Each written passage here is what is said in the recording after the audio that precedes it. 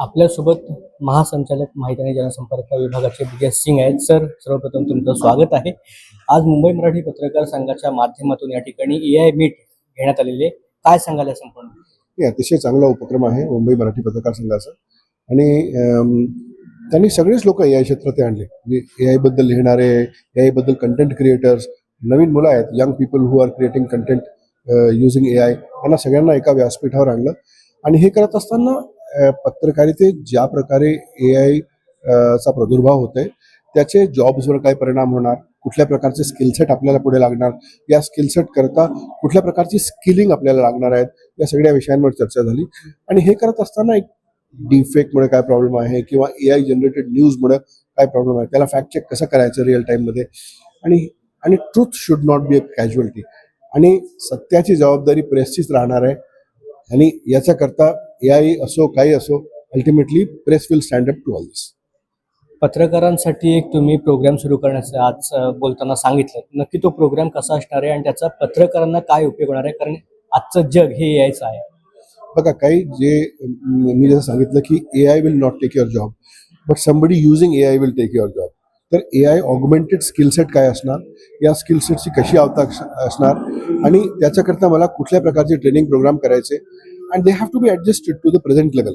म्हणजे मराठीमध्ये किंवा स्वतःच्या लोकल भाषेमध्ये किंवा त्या फील्डशी रेलेव्हंट या प्रकारचे स्किलिंग प्रोग्राम्स आपण तयार करू, जेणेकरून पुढे याचे जे काही जॉब शॉक आहे ते आपल्याला ॲब्झॉर्ब करता येईल. एक लास्ट क्वेश्चन आहे सर.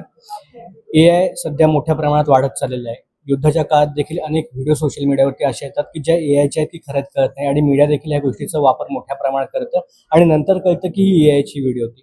मग अशा पद्धतीने AI व्हिडिओवरती लक्ष ठेवण्यासाठी एखादा गेट कीपर, जसं यूट्यूबवरती असतं की एखादी व्हिडिओ आली की गाईडलाईनच्या बाहेर असेल यूट्यूब ऑटोमॅटिक डिलीट करतं, तसं सोशल मीडियावरती AIचा व्हिडिओजवरती मॉनिटाईज करायला किंवा लक्ष द्यायला गेट कीपर असावा.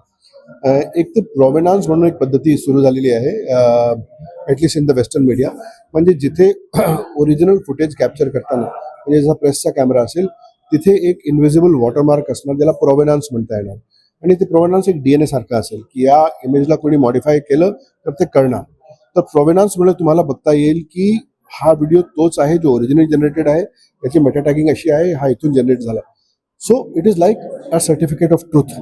दुसरं, AI जनरेटेड कंटेंटला वेगळं, म्हणजे जगात खूप ठिकाणी कंट्रीज असं नियम करतायत की AI generated content should be watermark with AI. तिथे मार्क असावा की AI जनरेटेड आहे. भारतात असा डीपफेकबद्दल असे नियम करण्यात येत आहेत, जिथे कुठलाही AI जनरेटेड कंटेंट आहे त्याला मार्क करणं आवश्यक आहे. पण हे करत असताना PIBने एक फॅक्ट चेक नावाचं एक युनिट उभं केलं आहे. महाराष्ट्र शासनाने एक फॅक्ट चेक युनिट उभं केलं आहे, कारण डिसइन्फॉर्मेशनचा धोका खूप मोठा आहे. म्हणजे it has a serious potential of creating situation of panic, law and order, economic distress वगैरे वगैरे. आणि याच्याकरता मग आपल्याला AI, आयरॉनिकली आपल्याला AI वापरावं लागत आहे की AI चेक करून सांगतो की हे AI जनरेटेड आहे. तर it is AI versus AI war. पण यातच जे ह्युमन इन द लूप आहे तो सगळ्यात आवश्यक आहे, and that role we are going to play.